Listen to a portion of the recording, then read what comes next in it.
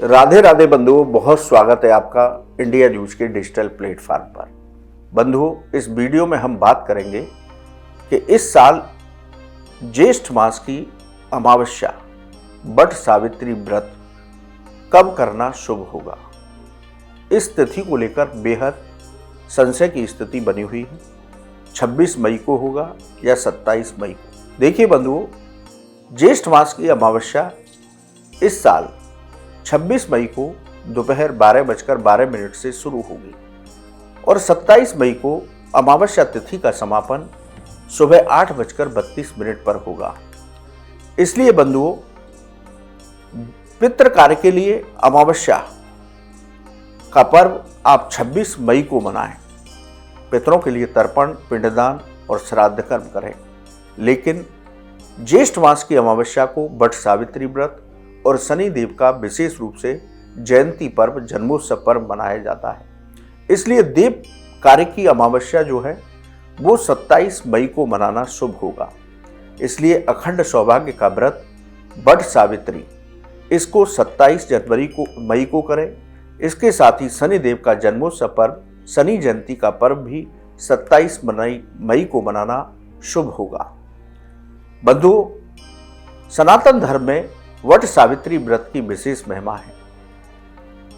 अखंड सौभाग्य के लिए इस व्रत को करना चाहिए। ये सिर्फ व्रत महिलाओं के लिए नहीं है, इसको पुरुष भी कर सकते हैं।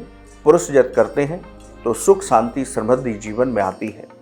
बंधुओं, हमारे ऋषि मुनियों ने अपने पवित्र वृक्षों के पास ले जाने के लिए कुछ विशेष पर्व और त्योहार बताए।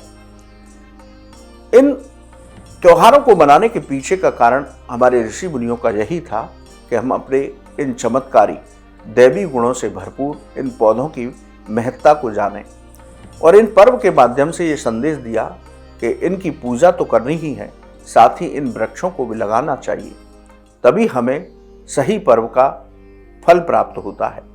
बंधुओं, वट सावित्री व्रत वट वृक्ष की पूजा का पर्व है। सावित्री ने यमराज से अखंड सौभाग्य की प्राप्ति वट वृक्ष की पूजा करने से की। इसके साथ ही अपने सास ससुर के लिए पूरा राजपाट मांगा और अपने लिए संतान सुख की भी कामना की। यानी कि इस व्रत को करने से व्यक्ति को, महिलाओं को अखंड सौभाग्य की प्राप्ति होती है, सुख, शांति, समृद्धि आती है, वंश वृद्धि होती है। तो इस व्रत को अवश्य करना चाहिए। सूर्योदय से पहले स्नान करें। वट सावित्री व्रत का संकल्प लेकर के भगवान शिव पार्वती की पूजा करें। शिवलिंग और माता पार्वती को जोड़ते हुए 7 बार या 11 बार सूत से लपेटें, यानी कि उनका गठबंधन करें और उनसे अपने वैवाहिक जीवन की, सुखमय की, शांति की प्रार्थना करें। आपका ऐसा पूजा करने से शिव पार्वती की आपका दाम्पत्य जीवन मंगलमय होगा। दाम्पत्य जीवन के अंदर कोई भी किसी तरह का मतभेद या विरोध चल रहा है तो वो आपका दूर होगा। इसके साथ ही वट वृक्ष पर जल में थोड़ा सा दूध, कच्चा और गुड़ मिलाकर के वट वृक्ष का पूजन कीजिए, उसका अभिषेक कीजिए। रोली, हल्दी लगा करके, चावल चढ़ा करके उसका पंचोपचार विधि से पूजन कीजिए। इसके साथ ही कच्चा सूत लपेटते हुए 7, 11, 21 या आपकी सामर्थ्य हो तो 108 परिक्रमाएं वट वृक्ष की कीजिए।